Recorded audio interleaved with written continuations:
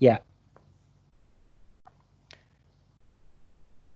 konsep duration itu adalah konsep dari aset atau liabilities yang nilainya dipengaruhi oleh perubahan tingkat bunga.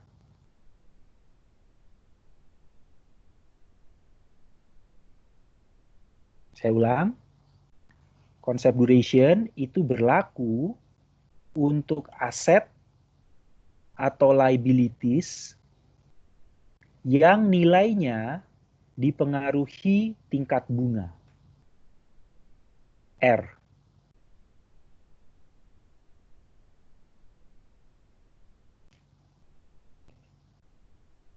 Contoh yang digunakan di sini adalah bonds atau obligasi.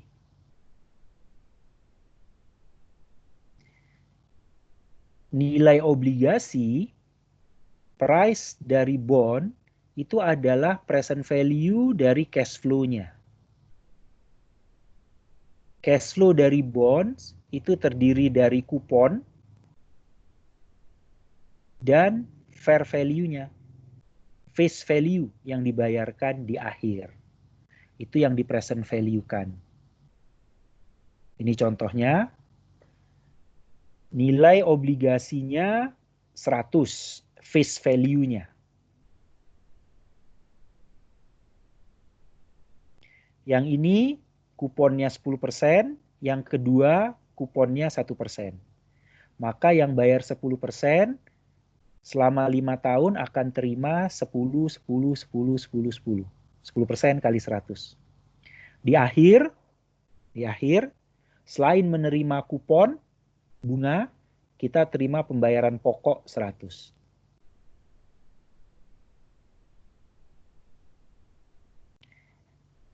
Tingkat bunganya digunakan untuk mendiskon. Ini dia.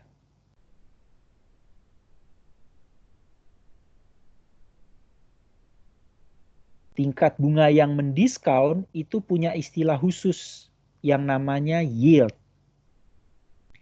Yield tidak sama dengan kupon rate.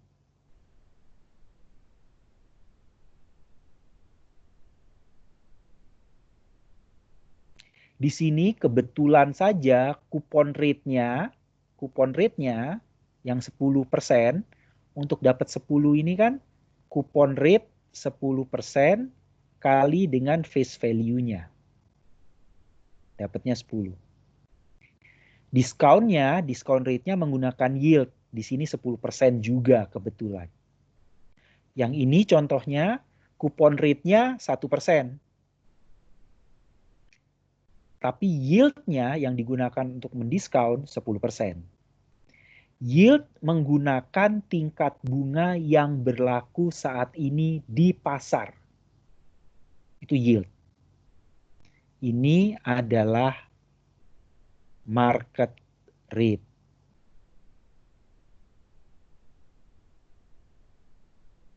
Kupon rate adalah tingkat bunga yang disepakati dibayarkan oleh perusahaan di awal ketika dia mengeluarkan obligasi. Jadi ketika dia mengeluarkan obligasi, tingkat bunganya 10%. Ketika mengeluarkan obligasi, tingkat bunganya 1%. Ya udah, itu yang akan berlaku sampai dengan bunga obligasi tersebut jatuh tempo. Tapi selama 5 tahun, tingkat bunga di pasar bisa berubah, bisa naik, bisa turun. Itu yang namanya yield atau market rate. Oke. Kembali ke contoh. Jadi, present value dari cash flow-nya, kupon plus face value-nya. Dan present value ini dihitung, discount rate-nya,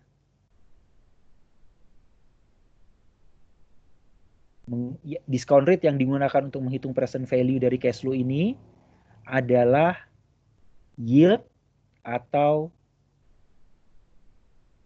market rate. Ada juga yang menyebutkan current market rate. Kalau yang namanya market rate pasti current ya.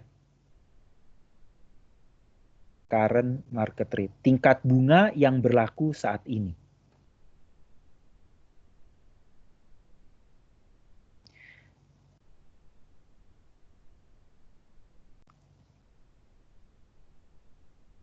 Karena market rate adalah discount rate, ya, karena market rate adalah discount rate, maka makin tinggi discount rate-nya, makin tinggi market rate-nya, faktor pembaginya makin besar. Sehingga makin tinggi market rate, harga dari obligasi itu makin tinggi atau makin rendah?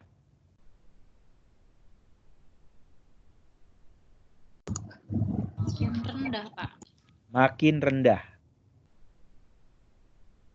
Jadi hubungan antara market rate yang digunakan sebagai discount rate dengan nilai dari obligasi itu berkebalikan. Semakin tinggi discount rate-nya, semakin tinggi yield-nya, semakin tinggi market rate yang berlaku saat ini, maka harga obligasi itu akan makin rendah. Sebaliknya, jika tingkat bunga pasarnya turun, maka harga obligasi akan naik. Kebalikannya, kalau tingkat bunganya turun, maka harga obligasinya akan naik.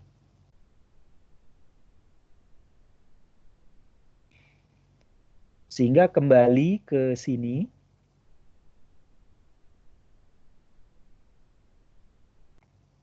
tingkat bunga akan mempengaruhi nilai dari obligasi. Perusahaan bisa memegang obligasi sebagai aset, bisa memegang obligasi sebagai liabilities. Kalau perusahaan mengeluarkan obligasi, artinya dia berutang, maka obligasi perusahaan itu dicatat sebagai liabilities. Itu yang dibilang bonds. Tapi kalau perusahaan membeli obligasi perusahaan lain atau membeli obligasi yang dikeluarkan oleh pemerintah, maka akuntansi akan mencatat obligasi itu sebagai investasi. Nilai investment.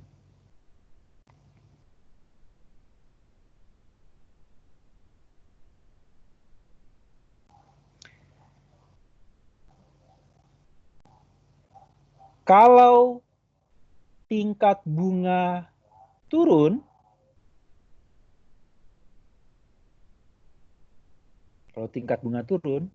maka nilai investasi akan naik.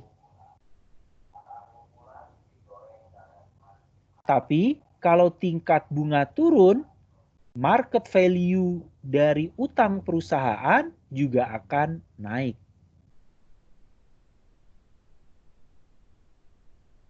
Sebaliknya, jika tingkat bunga naik, maka kalau perusahaan punya investasi di obligasi, nilai investasi di obligasinya akan turun. Tapi kalau tingkat bunga naik, perusahaan yang berutang, bonds-nya, mengeluarkan obligasi, nilai obligasi, market value dari obligasi tersebut akan turun.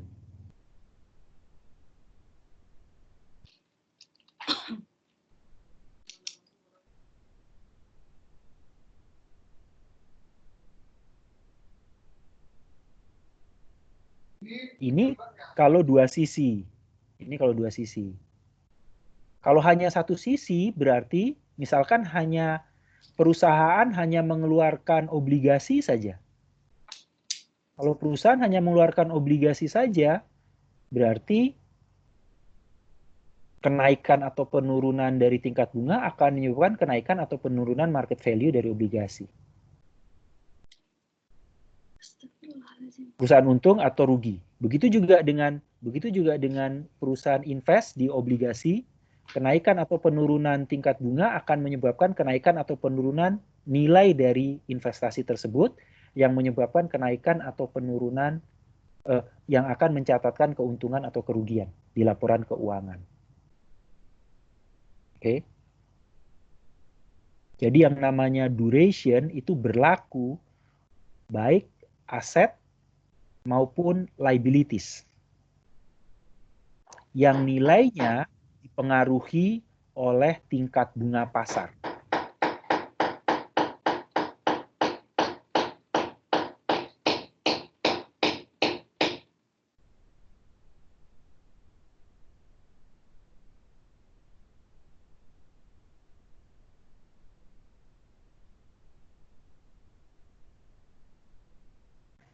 Kalau seandainya tingkat bunga pasar itu berubah-ubah, berarti dengan kata lain nilai aset dan nilai obligasi yang ada di dalamnya juga ikut berubah-berubah. Itu yang akan membuat laporan keuangan kita akan mencatatkan keuntungan atau kerugian. Bagaimana kita melindungi nilainya supaya kalau terjadi perubahan tingkat bunga, laporan keuangan kita tidak akan mencatat keuntungan atau kerugian dari sana. Itu yang kita sebut kita melakukan hedging. Hedging atas tingkat bunga itu. Konsep melakukan hedging atas tingkat bunga itu melalui konsep yang namanya duration. Nanti kita akan belajar. Sampai sana ada pertanyaan atau tidak?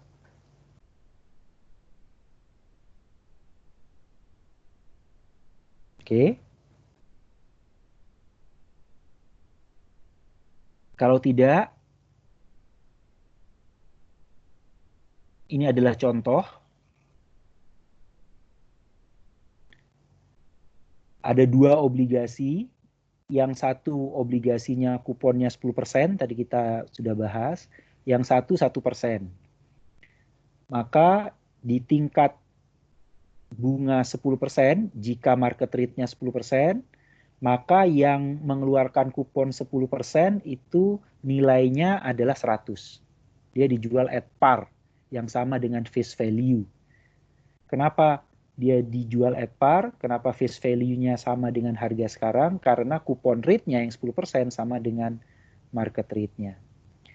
Jika kupon rate-nya lebih kecil dibandingkan dengan market rate-nya, jika 1% lebih kecil dibandingkan dengan 10%, maka obligasi tersebut dijual di bawah harga par atau at discount istilahnya. Ini kalian waktu S1 sudah belajar ya obligasi, mencatat diskon atau premium. Jika kupon rate-nya lebih tinggi dibandingkan dengan market rate, maka dia dijual di atas 100, itu dia dijual at premium.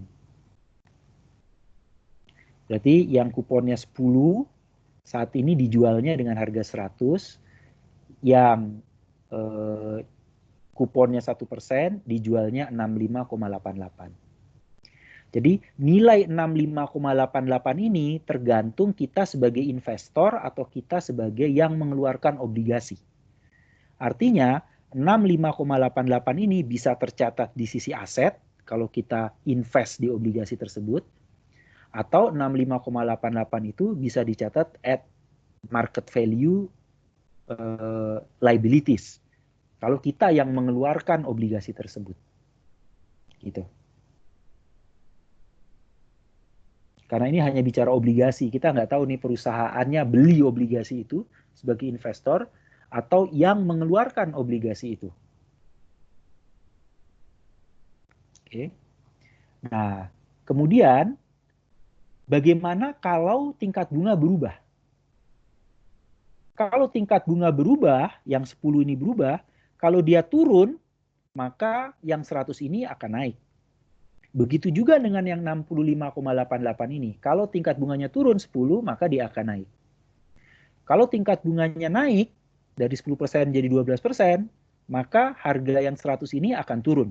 65,88 juga turun. Kalau hubungan yang satu naik, yang satu turun, yang satu turun, satu naik, itu sudah untuk semua obligasi sama. Yang berbeda adalah besarannya. Kalian lihat, kalau yang 100, kalau tingkat bunganya turun, dia naik ke 107,99. Kalau dia naik tingkat bunganya ke 12%, turunnya ke 9279. Kalau yang kuponnya 1%, yang tadinya 65,88, kalau turun ke 8%, harganya naik ke 7205. Kalau tingkat bunganya naik, dia turun. Kalau dari sisi persentase tidak sama. Yang 10% naiknya 8%, yang 1% naiknya 9%. Lebih besar yang 1%.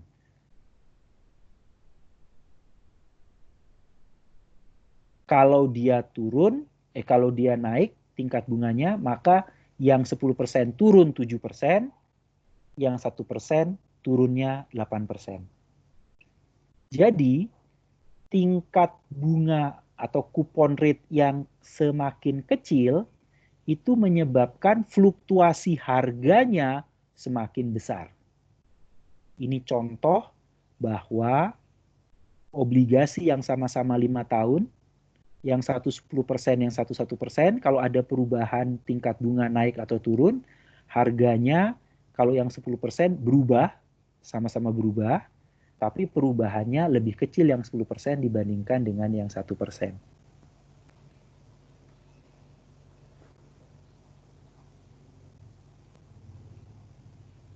Ini baru bicara kupon.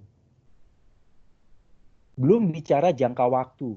Bagaimana kalau sama-sama 10%, sama-sama 10%, tapi yang satu 5 tahun, yang satu 20 tahun. Mana yang lebih sensitif terhadap perubahan tingkat bunga? Jawabannya adalah makin panjang obligasi, maka dia akan makin sensitif terhadap perubahan tingkat bunga.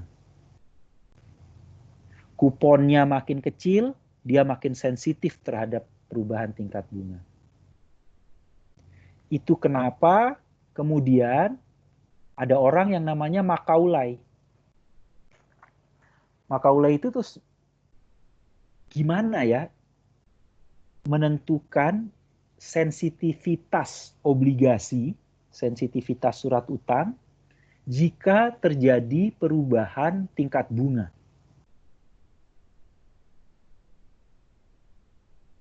Konsep berapa besar perubahan nilai obligasi jika tingkat bunga berubah 1%, itu namanya duration. Jadi kalau kita bicara saham itu punya tingkat risiko yang namanya beta, beta makin besar artinya semakin sensitif harga saham tersebut terhadap perubahan indeks harga secara keseluruhan. Karena semakin besar betanya, dia akan semakin sensitif. Bedanya, beta ini adalah perubahan harga obligasi. Kalau duration. Kalau beta adalah perubahan harga saham. Kalau beta, perubahan harga saham dibandingkan dengan perubahan harga IHSG. Sementara kalau duration, perubahan harga obligasi dibandingkan terhadap perubahan tingkat bunga. Jadi, duration dan beta sama-sama mengukur risiko. Beta mengukur risiko saham, duration mengukur risiko obligasi.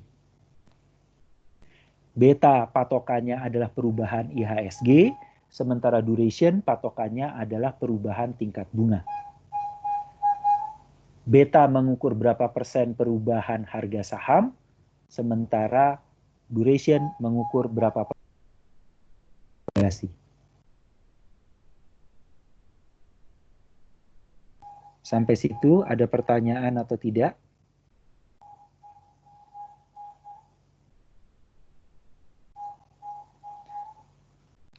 Oke. Kalau tidak, bagaimana menghitung duration? Menghitung duration. Menghitung duration itu konsepnya adalah pure discount bond. Ya. Kita sudah pernah bahas pure discount bond waktu kita bicara konsep equity, saham, dan bonds sebagai option. Yang call option dan put option. Itu saya sudah jelaskan bahwa ini satu obligasi ini sebenarnya. Satu obligasi face value-nya 100, jangka waktunya 5 tahun, kuponnya 10%. Maka dia akan bayar 10 di tahun pertama, bunga pertama, 10 di tahun kedua, 10 tahun ketiga, 10 tahun keempat, 10 tahun kelima plus 100 nilai pokoknya. Kalau dia disebut pure discount bond itu artinya obligasinya tidak punya kupon. Jadi dia tidak membayar kupon. Maka 100 bond yang kuponnya 10% itu kalau dikonversi menjadi pure discount bond itu menjadi 5 obligasi tanpa kupon. Ini 10 jatuh tempo 1 tahun. Ini 10 jatuh tempo 2 tahun lagi, 3 tahun, 10 4 tahun, 110 5 tahun. Jadi yang tadinya ada salah satu kesatuan obligasi dipecah menjadi 5 obligasi yang berbeda-beda yang tidak ada perhitungan kuponnya, tidak ada pembayaran kuponnya karena dia sendiri-sendiri, berdiri sendiri-sendiri. Itu yang namanya pure discount bond. Setelah kita pecah pure discount bond, berarti ada pembayaran sebanyak 5 kali selama 5 tahun yang masing-masing pembayarannya 10, 10, 10, 10, yang terakhir 110. Kita hitung masing-masing present value-nya berapa. 10 ini, kalau tingkat bunganya adalah 10%, saat ini kan tingkat bunganya 10%. Maka di present value-kan dengan discount rate 10% 1 tahun. Dapat angka ini. Ini 2 tahun, 3 tahun, 4 tahun, ini yang 5 tahun. Totalnya 100. Kalau yang 1%, berarti ini 1, 1, 1, 1, 101. Ini di present value kan, nilainya berapa? Totalnya adalah 68,55. 65,88. Jadi ini pecah sendiri, 1, ini pecah sendiri, 1, 1, 1, 1. Totalnya 65,88. Ini dia di sini.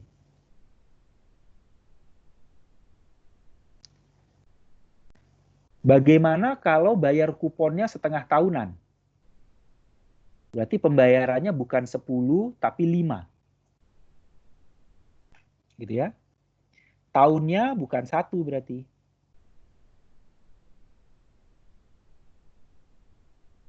Kalau dia tengah tahunan, berarti periodenya ada 10.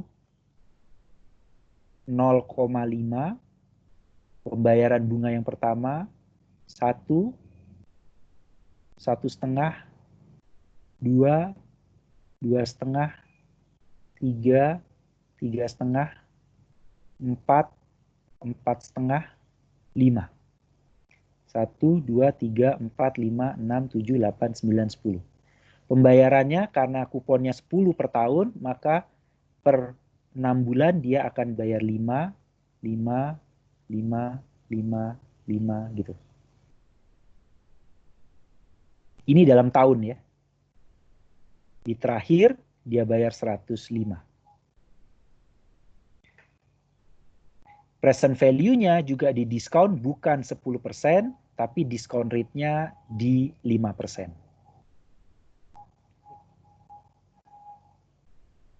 Totalnya akan 100 juga. Tapi perhitungannya akan berbeda. Menghitung present value sampai dengan ini, tahap pertama, ada pertanyaan atau tidak?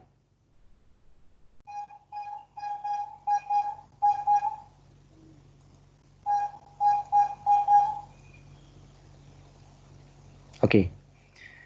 Kalau tidak, kemudian kita menghitung bobot. Kenapa?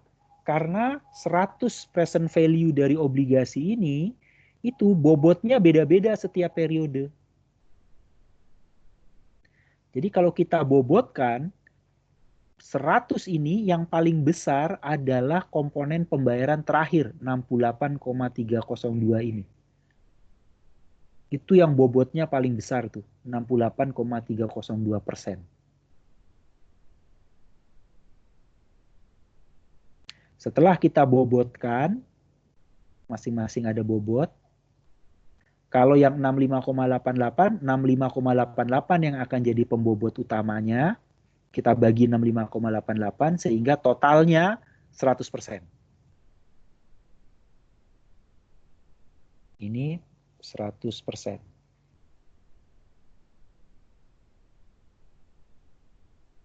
Masing-masing bobot dikali dengan tahun.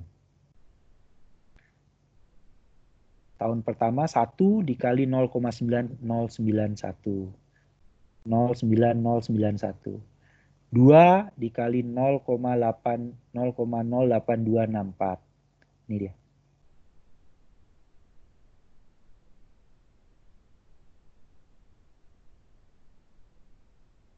Sehingga setelah dikali dengan bobot dari present value masing-masing cash flow-nya, dikali dengan periodenya, dapatlah duration-nya 4,1699 tahun.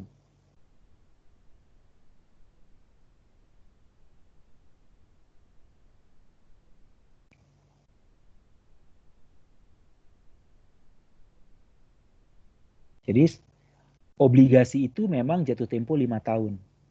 Tapi kalau tahun ini dikali dengan bobot masing-masing present value-nya, bobot dari masing-masing present value-nya, maka sebenarnya efektif jangka waktunya bukan 5 tahun, tapi 4,1699 tahun. Gitu. 4,1699 ini yang Macaulay hitung sebagai duration.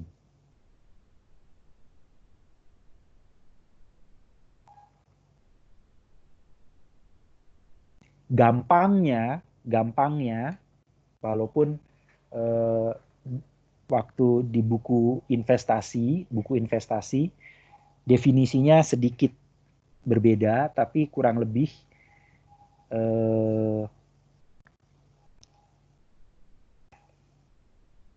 kalau beta itu kan, kalau beta sama dengan 1,5, itu artinya jika IHSG-nya berubah 1%, maka saham tersebut akan berubah sebesar 1,5%. Gitu kan? Ini definisi sederhananya nih. Kalau IHSG-nya naik 1%, berarti sahamnya akan naik 1,5%. Karena ini hubungannya positif nih. Kalau IHSG-nya turun 1%, maka sahamnya akan turun 1,5%.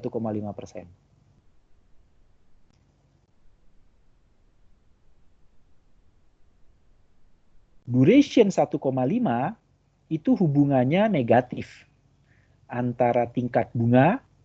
Jika tingkat bunga berubah 1%, maka harga obligasi 1,5 akan berubah 1,5%. Tapi tandanya negatif. Artinya, kalau tingkat bunga naik 1%, maka harga obligasi akan turun 1,5%.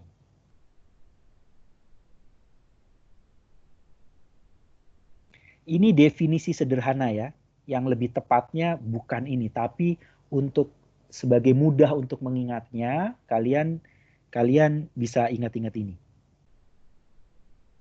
Oh, kalau 4,1699 berarti kalau sekarang ada perubahan, ini dihitung dari berapa? Dari 10% nih. Oh, kalau kira-kira tingkat bunganya turun dari 10%, turun menjadi 9%, maka harga obligasi itu akan naik kira-kira plus, karena ini kan turun, hubungannya negatif. 4,17% akan naik. Jika R-nya turun 1%, maka harga obligasi itu naik kira-kira 4,17%. Itu maksud duration ini. Tidak tepat seperti itu, tapi kurang lebih seperti itu. Karena nanti akan ada delta harga, ada lagi yang modified duration namanya. Modified duration, Macaulay duration. Jadi ada Macaulay duration, ada modified duration, terus ada convexity lagi. Itu mempengaruhi perubahan harga, kurva perubahan harga. Jadi nggak tepat definisi yang kita sebutkan ini, tapi kurang lebih ya sama seperti ini. Jadi kalau beta itu menghubungkan perubahan IHSG dengan perubahan harga saham, kalau duration itu menghitung perubahan tingkat bunga terhadap perubahan harga obligasi. Yang satu hubungannya positif, yang satu hubungannya negatif, karena market rate atau discount rate itu berbanding terbalik dengan perubahan harga obligasi. Sampai situ ada pertanyaan atau tidak?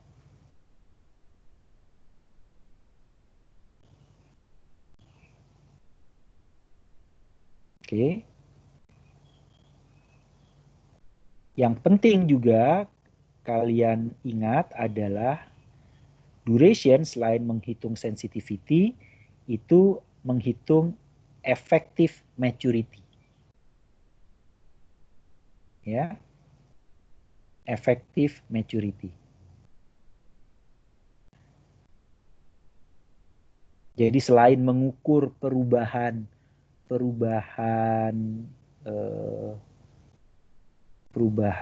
harga, dia sebenarnya awalnya menghitung effective maturity-nya berapa lama. Kalau dia disebutkan jangka waktunya 5 tahun, sebenarnya efektifnya hanya 4,17 tahun sebenarnya, kurang dari 5 tahun.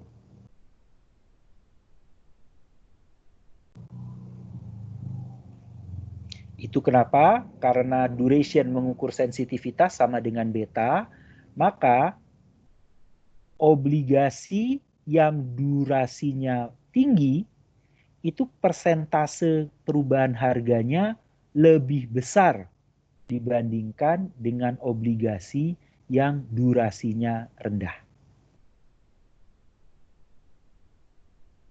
Makin panjang jangka waktu jatuh temponya,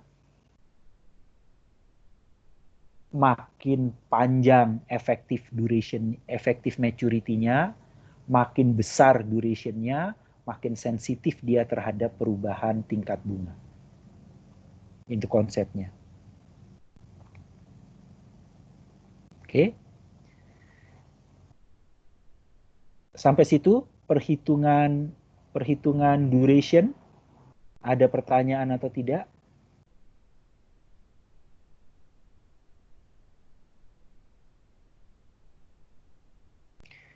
Kalau tidak, bagaimana mengaplikasikan duration untuk hedging? Institusi yang paling banyak menggunakan duration dalam perhitungannya adalah financial services. Bank, perusahaan leasing, itu karena hampir sebagian besar aset dan liabilities-nya bentuknya adalah aset atau liabilities yang dipengaruhi nilai marketnya, nilai pasarnya jika terjadi perubahan tingkat bunga. Market value-nya akan berubah. Pokoknya yang paling banyak komponen aset atau liabilities-nya utang atau investasi dalam bentuk utang. Baik dia berutang maupun dia ngutangin orang. Kan bank kayak gitu, perusahaan leasing kayak gitu. Maka mau itu tanya Pak, duration. Ya, silahkan. duration itu maksudnya tenor ya Pak sebenarnya Pak? Bukan. Jangka waktu berbeda ya Pak ya? Beda. Beda. Oh beda. Perbedaannya Kalau tenor itu adalah jangka waktu jatuh temponya. Misalkan 5 tahun jangka waktu utang itu ya. Berarti itu tenornya 5 tahun. Iya. Tapi efektifnya sebenarnya bukan 5 tahun. Kalau dihitung dengan bobotnya ya, sebenarnya secara efektif jangka waktu jatuh temponya itu cuma 4,17 tahun sebenarnya. Kalau dihitung bobot dari present value pembayaran cash flow-nya ya, dihitung dengan cara ini ya, duration ini ya. Iya, ya, berarti berbeda ya Pak antara tenor dan durasi. Beda. Baik Pak. Beda. Oke. Oke. Sekarang kita lihat aplikasinya di bank. Overnight money itu kan simpanan investasi atau simpanan bank tersebut di bank lain yang hitungan bunganya harian. Karena dia harian, overnight, maka durationnya hampir mendekati 0. Kalau hitungan tahun kan hampir mendekati 0. Kalau dia ngasih pinjaman modal kerja, ini kan bank ya, pinjaman modal kerja yang dijaminkan dengan account receivable, pinjaman modal kerja itu paling jangka waktunya 3 tahun. Atau 3/12, seperempat tahun misalkan. Jika modal kerjanya untuk inventory, maka jangka waktunya paling 6 bulan. Jika untuk industri itu pinjaman investasi untuk perusahaan, kalau misalkan beli aset, beli peralatan, beli perlengkapan industri, maka jangka waktu bank memberikan pinjaman ke perusahaan biasanya 2 tahun. Durationnya ya, kalau setelah dihitung menggunakan efektif. Beda dengan tenor, beda dengan jangka waktu jatuh tempo. Karena jangka waktu jatuh tempo itu belum menghitung present value. Kalau dia dihitung dengan present value-nya, dia pasti nilainya beda. Itu yang namanya effective maturity. Ini diasumsikan effective maturity-nya sudah memperhitung, ini duration karena sudah, ini jangka waktu yang sudah menghitung present value dari bobot cash flow. Sehingga ini adalah effective maturity-nya. Mortgage, bank itu memberikan untuk pinjaman untuk beli rumah, pokoknya mortgage itu untuk cicilan rumah itu biasanya di atas 10 tahun. Ini setelah dihitung katakanlah 14,8 tahun. Di sisi liabilities, bank itu sumbernya adalah tabungan. Kalau tabungan itu kan bisa ditarik sewaktu-waktu. Berarti durationnya 0. Karena setiap saat bisa diambil. Deposito. Deposito itu paling lama jangka waktunya 1 tahun. Long term financing, kalau dia mengeluarkan obligasi, maka banknya bisa jangka waktunya 10 tahun. Equity, karena equity itu tidak berhubungan dengan tingkat bunga, dia bukan obligasi, maka dia tidak ada perhitungan duration-nya. Sudah? Sampai situ ada pertanyaan atau tidak? Oke. Kalau tidak, ini bicara convexity nih yang ini. Oke. Kalau tidak, kita bisa menghitung duration aset. Kalau ini kan duration masing-masing account. Duration asetnya adalah bobot dari account tersebut, market value-nya ya, selalu market value bobotnya. Bobot dikali dengan duration-nya. Berarti overnight 35/1000 dikali 0. Account receivable back loans 500 dibagi 1000 kali 3/12. Karena hitungannya kan tahun. Inventory loan 275 dibagi 1000 dikali 6/12. 40/1000 kali 2. 150/1000 kali 14,8. Ini dia.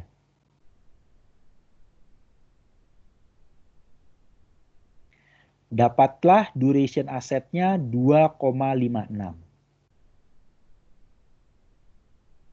Artinya kalau tingkat bunga naik 1%, aset bank tersebut akan turun sebesar 2,56%. Jadi ini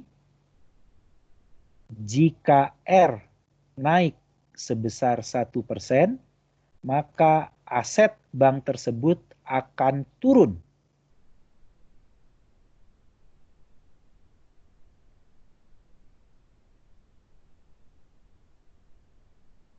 sebesar 2,56%. Definisi sederhana ya dari duration. Artinya, kalau tingkat bunga naik 1%, aset turun 2,56%, dari 1.000, berapa 2,56% dari 1.000?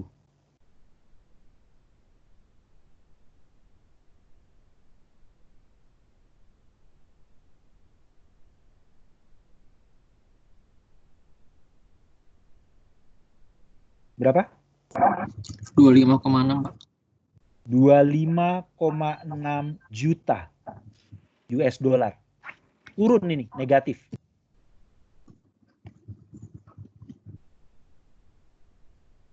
Perusahaan akan mencatat kerugian sebesar 25,6 juta US dollar jika tingkat bunga naik 1%. Sebaliknya, jika tingkat bunganya turun, asetnya akan naik.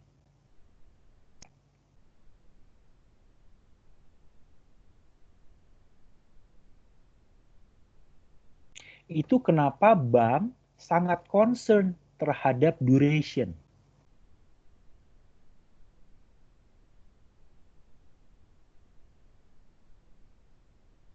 Ini sering disebut asset liability management ya, ALM. Karena bank akan memanage nilai asetnya dan nilai liability-nya.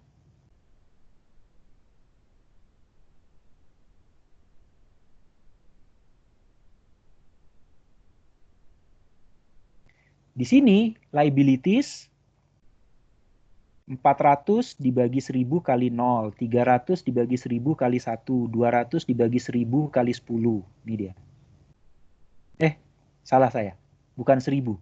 Karena 100-nya kan equity.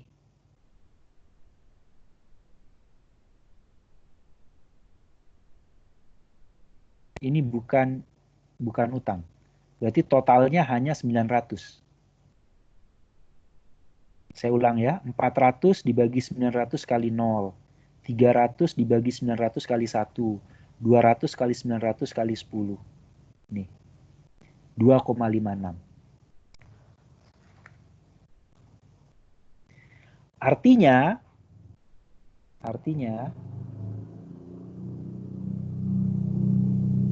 ini sisi aset.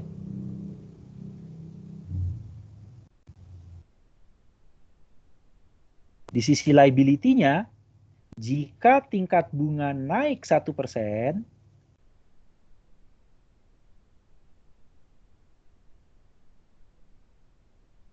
maka liability akan turun. Sama aja. Selalu inverse. Turun sebesar 2,56%. Di sini kelihatan hedge nih. Oh, kalau asetnya naik turun 2,56%, maka liabilities-nya turun juga 2,56%. Kalau ini turun, berarti net efeknya akan 0 gitu kan ya. Ternyata tidak. Ini turun 2,56% dari berapa? Dari 900, bukan dari 1.000. Berapa 2,56% dari 900 penurunannya? Hitung.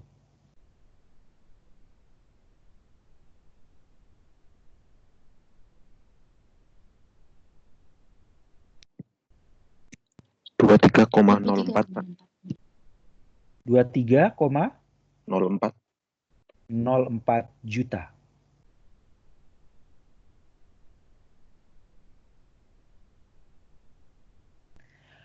Aset turun 25,6 juta, liabilities turun 23,04 juta jika tingkat bunga naik 1%. Berapa net kerugian yang dicatat oleh bank tersebut? 25,06 dikurangi 23,04 hasilnya? 2,56. 2,56.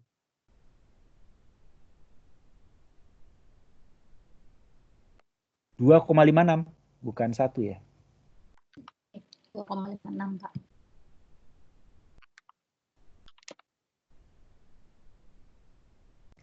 Dia akan mencatat kerugian sebesar 2,56 juta.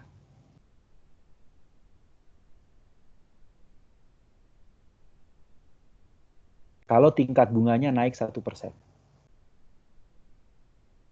Bayangkan kalau tingkat bunga itu tiap hari berfluktuasi. Maka laporan keuangan bank setiap hari akan mencatatkan keuntungan kerugian dari selisih market value asetnya dan market value liabilities-nya.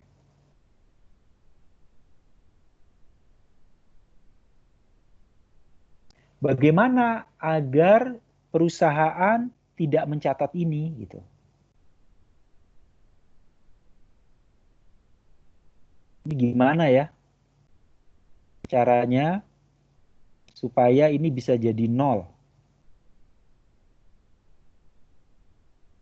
Itu tujuan duration hedging. Bagaimana menggunakan konsep duration untuk melakukan hedging. Jadi artinya mau tingkat bunga naik, mau tingkat bunga turun, perusahaan atau bank tersebut tidak akan mencatat keuntungan atau kerugian selisih market value aset dan market value liabilities-nya. Kondisi duration hedge itu disebut juga immunized. Ini dia. Imun itu kebal terhadap perubahan tingkat bunga. Oke. Konsepnya, perubahan ini akan sama, perubahan aset akan sama dengan perubahan liability jika duration aset dikali dengan market value aset sama dengan duration liability dikali market value liability. Contoh, kalau duration asetnya 2,56, liabilities-nya 2,56, market value asetnya 1000, market value liabilities-nya juga 1000, ini perubahan di aset akan sama persis dengan perubahan di liabilities, nggak ada masalah. Immune. Ini kan masalahnya ini bukan 1000. Ini 900. Sehingga tidak sama.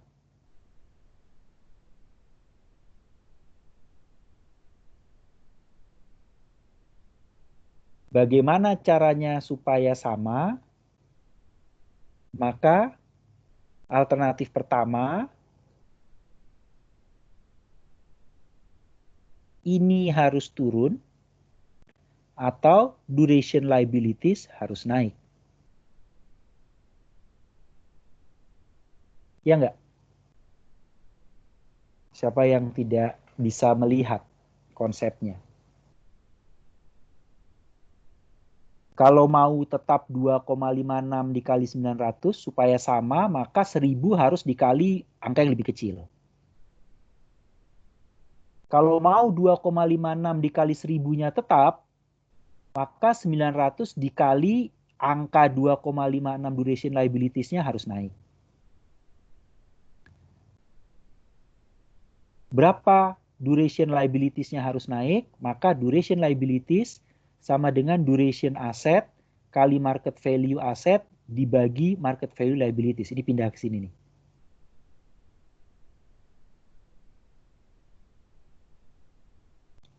Nih. Duration liabilities sama dengan duration asset kali market value asset dibagi market value liabilities.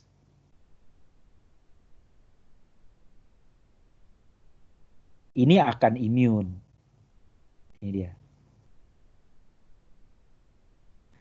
2,56 dikali 1000 juta, 1 miliar, sama dengan 2,84 dikali 900. Kalau ada perubahan tingkat bunga, 1% naik, 1% turun, 0,5% naik, 0,25% turun, maka perubahan di sisi aset akan sama persis dengan perubahan di sisi liabilities.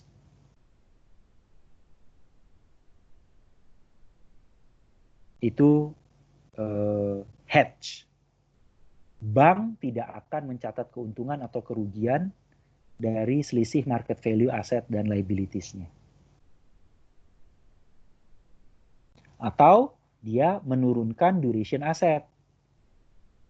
Menurunkan duration aset, duration liabilities, ya. Duration aset sama dengan duration liabilities kali market value liabilities dibagi market value aset. Ini pindah ke kanan. Duration aset, duration liability, market value liabilities dibagi market value aset 2,30. Ini juga hedge nih. 2,56 kali 900 sama dengan 2,3 kali 1 juta. Saya lihat yang pertama 2,3 juta dulu ya, 2,3 kali 1 miliar. Itu artinya yang tadinya 2,56 duration asetnya itu harus turun menjadi 2,3. Artinya bank harus mengubah struktur asetnya supaya kalau dikali antara proporsi market value dengan durationnya, hasilnya nggak 2,56 tapi 2,3. Artinya dia kan harus menurunkan, mengecilkan jangka waktu pinjamannya ke pihak ketiga. Maka dia harus mempersingkat nih. Gimana caranya supaya rata-rata pinjaman ke industri tidak 2 tahun, tapi misalkan 1,5 atau 1,4. Bagaimana kalau pinjaman untuk KPR-nya nggak 14,8, tapi jadi lebih rendah 12. Sehingga kalau dihitung ulang nanti dia bisa dapat angka duration-nya bukan 2,56 tapi 2,3 gitu. Ini harus dipendekin. Kalau kita konsepnya bahwa duration asetnya, duration liabilities-nya yang ditambah 2,84 jadi 2,84, berarti dia harus dapat sumber pinjaman yang jangka waktunya lebih panjang. Gimana caranya supaya long term financing-nya nggak 10 tahun tapi lebih dari 10 tahun. Sehingga duration asetnya yang tadinya 2,56 bisa naik menjadi 2,84. Naik menjadi 2,84. Nih.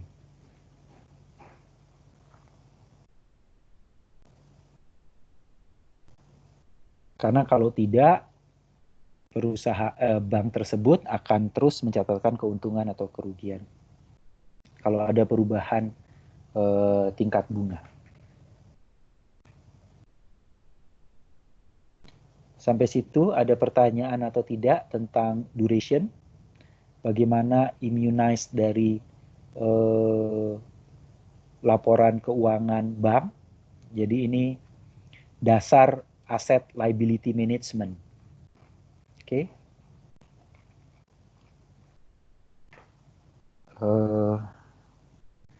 Kita masih punya waktu untuk menyelesaikan satu soal. Soal nomor 8.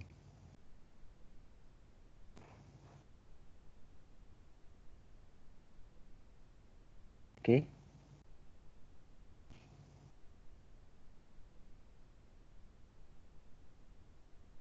Cepat aja ya. Cepat saja. Saya minta tolong Tri.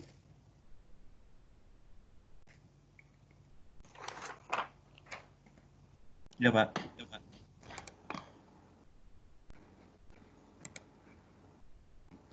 Sebentar Tri ya, kita kerjakan di papan aja.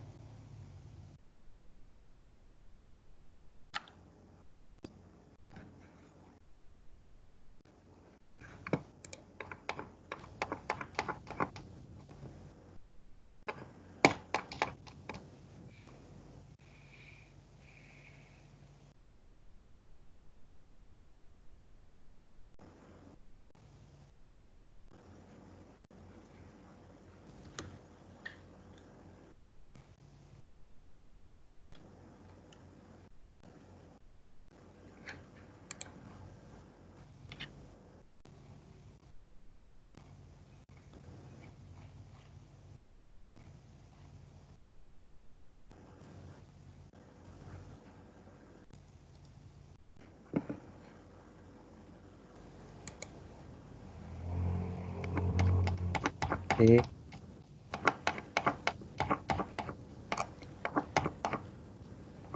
Batas aset sampai mana?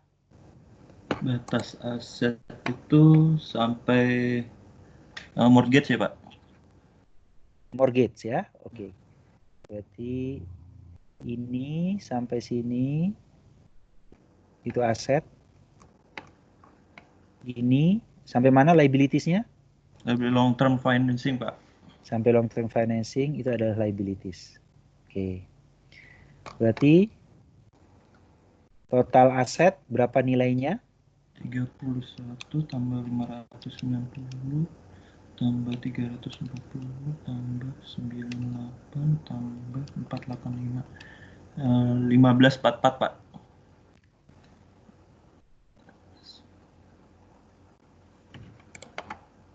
Total liability-nya? Total liability-nya berarti 645 tambah 410 tambah 336 1391, Pak. Oke. Kita hitung duration aset ya. Ya. 31 per 31 per 1544 dikali 0, Pak.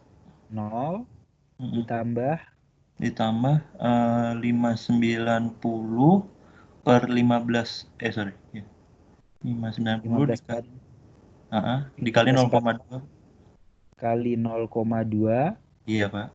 ditambah 340 per 1544 dikali kali 0,65, Pak. ditambah Ditambah 98 per 1544 dikali 5,25, Pak. tambah 485 per 1544 dikali 12,85, Pak. ya. Sama dengan berapa? Durationnya 31 dikali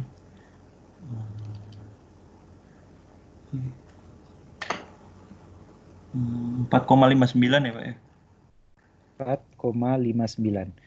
Yang lain sekalian ngecek hitungannya Tri ya. Kalau misalkan ada yang enggak ini, tolong dikasih tahu ke kita.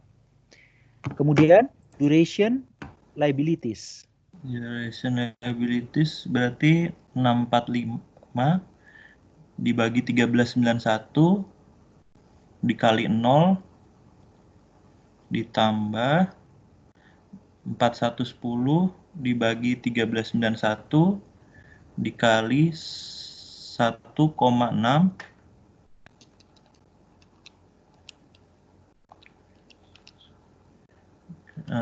tiga ya.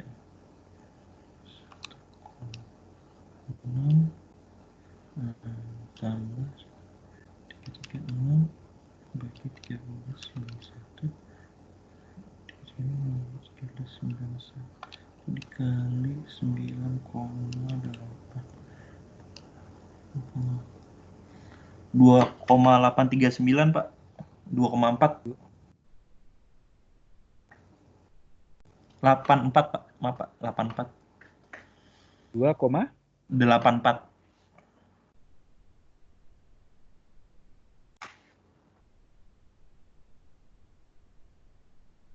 2,84. Ya. Berarti duration aset dikali aset harus sama dengan duration liability kali liability. Gitu kan ya? Iya Pak. Duration asetnya 4,59 dikali dengan 1544 544. Duration liabilities-nya 2,84 dikali dengan 1391 sama dengan atau tidak sama dengan? Sebentar Pak, 13 459 dikali dengan 1544 hasilnya berapa? 7086 Pak. 7086. 2,84 dikali 1391 hasilnya 3950 Pak. Oke. Berarti nggak sama ya? Enggak. Oke.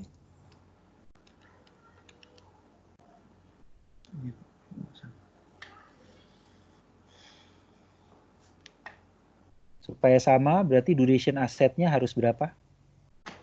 Ya, duration asetnya ya Pak ya. Sebentar Pak. 13,954 dibagi 1544. 2,55 Pak. 2,84. Ya, 2,84. 2,8 3950 bagi 1544 Pak. Iya. Oke. 2, ya. 1391 dibagi 1544. harus berapa duration asetnya? 2,56 Pak.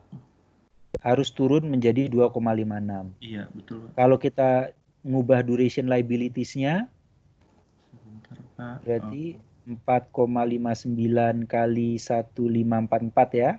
Iya. Atau 7086 Iya. Dibagi 1391. 5. Jadi 5,1 Pak. 5,1. Iya. Ya.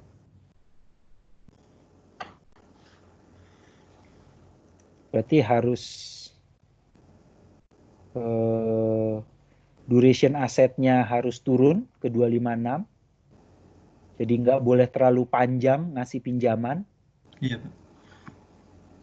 Atau duration liabilities-nya harus dinaikin. Jadi kalau dia punya pinjaman, kalau bisa pinjamannya jangka waktunya dipanjang.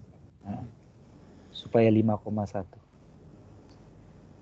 Begitu cara menghitung duration dan mengaplikasikannya untuk hedging sehingga jika terjadi perubahan tingkat bunga, bank tersebut tidak mencatatkan keuntungan atau kerugian karena selisih market value aset dan liabilities-nya. Sampai situ ada pertanyaan atau tidak konsep duration?